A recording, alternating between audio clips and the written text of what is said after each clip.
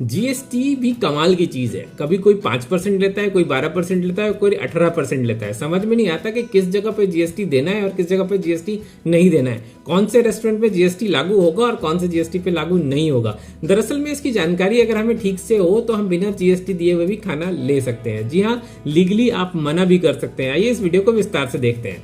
दरअसल में जीएसटी देने की जो सही तरीका ये है कि अगर कोई नॉर्मल रेस्टोरेंट में आप खाना खा रहे हैं जो कि लग्जरी नहीं है, बेसिक सा होटल है, वहां पे 5% तक का ही जीएसटी मान्य है, बशर्ते कि वो जीएसटी के अंतर्गत ऑलरेडी रजिस्टर्ड है। इसे कैसे चेक करते हैं हम आगे बात करेंगे।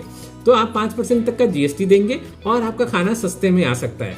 वहीं दूसरी जगह अगर किसी लग्जरी होटल में आप खाना खा रहे हैं जिसमें बहुत सारे फैसिलिटीज आपको दी जा रही हैं, तो 18% तक का जीएसटी आपको देना बनता है।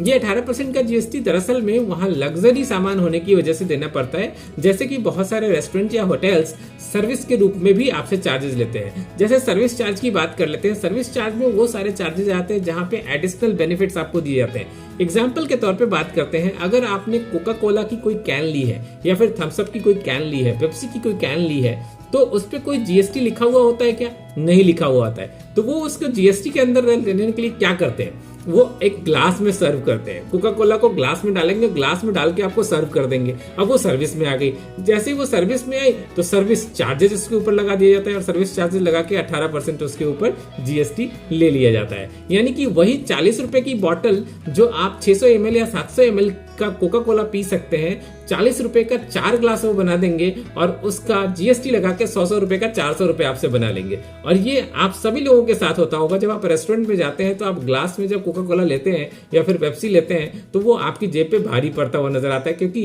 एक्चुअल प्राइस तो आपको ऑलरेडी मालूम होता है कि मार्केट में बॉटल में वही सस्ते में मिल रहा है। तो कई बार लोग ऐसा भी करते हैं कि ग्लास में ना लेके बॉटल मंगवा लेते हैं और मजबूरन रेस्टोरेंट वाले को उस पर जीएसटी ना लगाने की तकलीफ झेलनी पड़ती है। जी हाँ, आप ध्यान रखिए, जब कोई भी जीएसटी लगा रहा है तो आप कौन सा प्रोडक्ट ले रहे हैं इस पे डिपेंड करता है। अगर ऑलरेडी एमआरपी वाला कोई प्रोडक्ट आपको मिल रहा है जिसपे ऑलरेडी एमआरपी लिखा हुआ है, एमआरपी का मतलब ही होता है मैक्सिमम रिटेल प्राइस, यानी कि मैक्सिमम रिटेल प्राइस के ऊपर जीएसटी नहीं लग सकती। जीएसटी उसमें ऑलरेडी इंक्लूडेड होता है और कंपनी उसमें इंक्लूड करके ही मार्केट में प्रोडक्ट लॉन्च करती है। तो अगर आपने कोई प्रोडक्ट ऐसा खरीदा है जिसपे ऑलरेडी एमआरपी लिखी हुई है, प्रिंटेड है, तो उस पर कोई रेस्टोरेंट वाला आपको जीएसटी लगा के बिलिंग नहीं कर सकता है। इसके अलावा अगर आप डाइन इन कर रहे हैं, किसी रेस्टोरेंट में जाके वहीं पे खाना खा रहे हैं और वहां पे अगर कोई स्पेशल सर्विस नहीं ले रहे हैं, नॉर्मल सा रेस्टोरेंट है, तो आपको जीएसटी 18% देने की जरूरत नहीं है। अगर आप डिलीवरी भी ले रहे हैं किसी खाने की तो आपको 18% जीएसटी लेने की जरूरत नहीं है। लेकिन आपने देखा होगा जब आप मैकडोनल्ड से कोई चीज मंगवाते हैं या फिर डोमिनोज से कोई चीज मंगवाते हैं तो सामान का अपना रेट होता है, उसके ऊपर 18% का जीएसटी भी चिपका दिया जाता है। 100 रुपए का सामान 18 रुपए जीएसटी यानी 118 रुपए का हो जाता है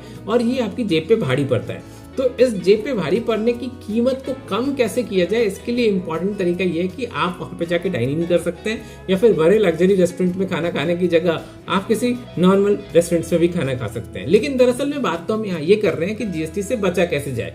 जीएसटी कैसे ना देने की बात आप रेस्टोरेंट या होटल में कर सकते हैं। जब आप होटल या रेस्टोरेंट में जाते हैं तो आप सबसे पहले उनका जीएसटी नंबर चेक कीजिए।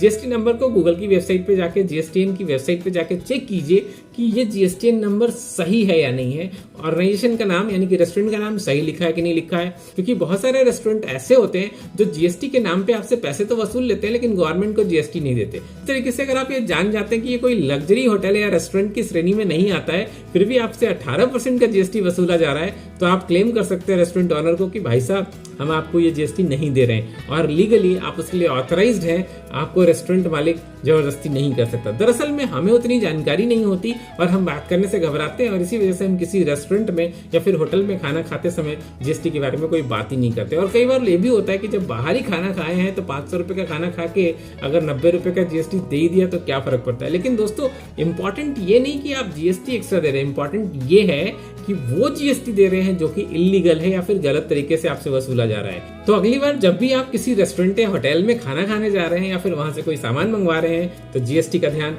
जरूर रखिए। मिलता हूं ऐसे बेहतरीन वीडियो में एक बार फिर से, तब तक के लिए आपको नमस्कार।